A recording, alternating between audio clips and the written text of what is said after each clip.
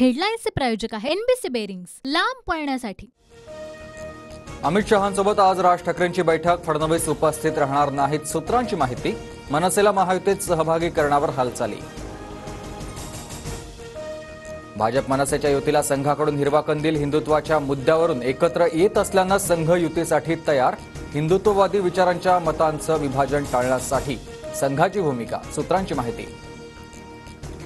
राज ठाकरेंचा मागील 4 दिवसात दुसरा दिल्ली दौरा, महायुतीत मनसे सहभागी होण्याची शक्यता। राज ठाकरेंसोबत अमित ठाकरेही दिल्लीत। राज ठाकरे आणि आमची विचारधारा सारखीच, योग्य वेळी योग्य निर्णय घेण्यात येईल। मनसेसोबत युतीच्या प्रश्नावर मुख्यमंत्री शिंदेंचं सूचक विधान। मनसे महायुतीत सामील झाल्यावर दक्षिण मुंबईतून बाळा नांदगावकरांना उमेदवारी मिळणार, सूत्रांची माहिती।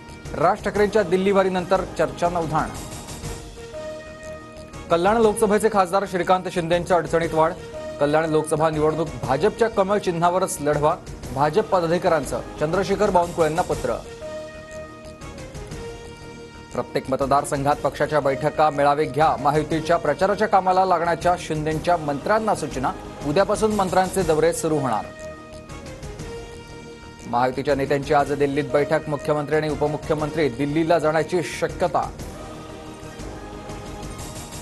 अजितदादा गटाच्या मंत्र्यांचा 1-1.5 महिन्यांपूर्वीच राजीनामा, शेतकरी अडचणीत असतानाही मंत्री दिसत नाही। रोहित पवारांचा कृषी मंत्री धनंजय मुंडेंकडे बोट असल्याची चर्चा।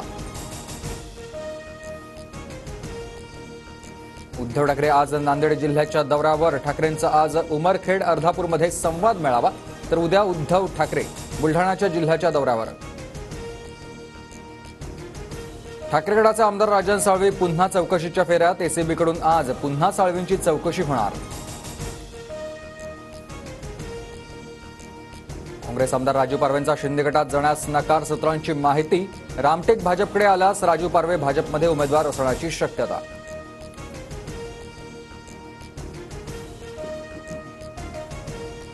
राष्ट्रवादी पक्ष आणि चिन्हाबाबतच्या याचिकेवर आज सुप्रीम कोर्टात सुनावणी। निवडणूक आयोगाच्या निर्णयाविरोधात पवार गटाची याचिका।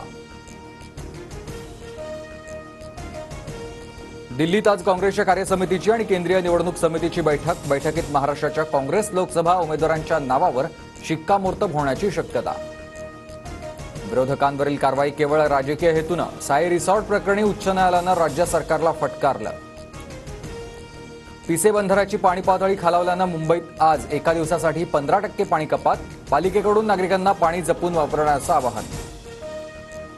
उत्तर प्रदेशमधील ड्रग्ज फॅक्टरीचा ठाणे गुन्हे शाखेच्या पथकाकडून पर्दाफाश, केमिकल आणि इतर साहित्यासह एकूण 27,87,00,000 मुद्देमाल जप्त।